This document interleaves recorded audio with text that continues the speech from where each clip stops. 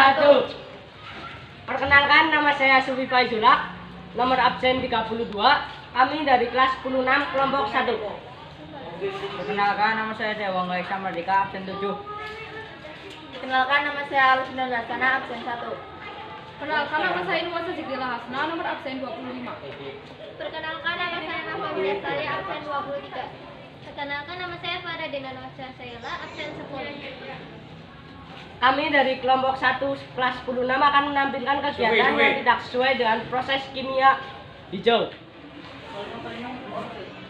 Proses kimia atau reaksi kimia adalah suatu proses alam yang selalu terjadi antar perubahan senyawa kimia. Senyawa kimia ataupun senyawa-senyawa awal yang terlibat dalam reaksi disebut sebagai reaktan. Kemudian kita akan lanjut ke fase yang akan kita jelaskan adalah kegiatan yang tidak sesuai dengan prinsip kimia hijau. Dalam prinsip kimia hijau yang tidak sesuai, yang pertama adalah 1. Menggunakan reaksi sabun cair atau deterjen dalam penggunaan sehari-hari dalam pencucian. Seperti yang dilakukan ini. Yang pertama, kegiatannya sering dilakukan banyak orang dalam mencuci pakaian atau mencuci tangan dengan menggunakan deterjen dan sabun. Itu akan menyebabkan pencemaran air yang limbahnya akan dibuang dan menuju ke air dan akan merusak biota yang ada di sungai jika disalurkan ke sungai. Reaksi sabun atau deterjen dalam air. Hal yang tidak sesuai dari prinsip kimia hijau salah satunya adalah saat penyusun deterjen alkil benzene sulfanote yang bersifat sulit terurai di alam sehingga deterjen dilarang menggunakan saat ini yang akibatnya mencemari lingkungan.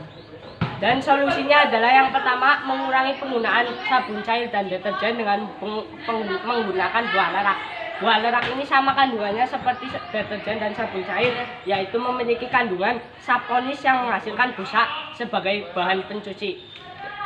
Solusi yang kedua, membuat tempat pengolahan air limbah sebelum dialirkan ke sungai atau saluran air. Seperti ini akan disalurkan saluran air, tetapi ini tidak menggunakan penyaluran dan tidak diolah terlebih dahulu sehingga akan langsung tercampur limbahnya dengan air sungai. Yang kedua, pembakaran tidak sempurna. Kegiatan yang sering dilakukan banyak orang adalah membakar sampah di tempat yang terbuka seperti ini.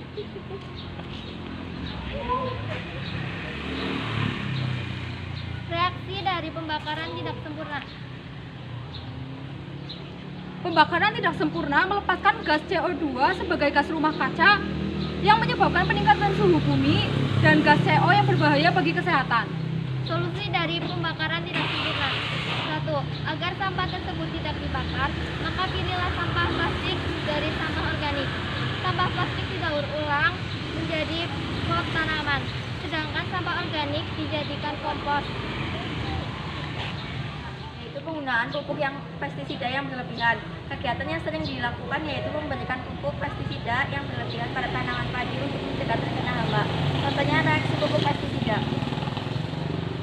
Hal yang tidak sesuai adalah kandungan pestisida dapat menurunkan kesuburan tanah dan juga bila hasil panennya dimakan akan ada pengaruh dari zat pestisidanya. Contohnya seperti sawah yang ada di belakang.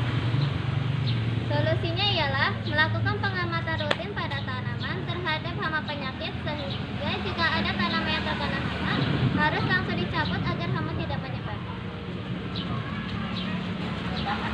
Jadi kesimpulannya adalah dari ketiga proses kimia tersebut bahwa kimia yang tidak sesuai dengan prinsip-prinsip kimia hijau harus disesuaikan dengan cara menjalankan masing-masing solusi dari ketiga permasalahan. Solusi tersebut harus dijalankan dengan baik dan benar agar permasalahan kimia hijau tersebut tidak sering terjadi di kehidupan sehari-hari.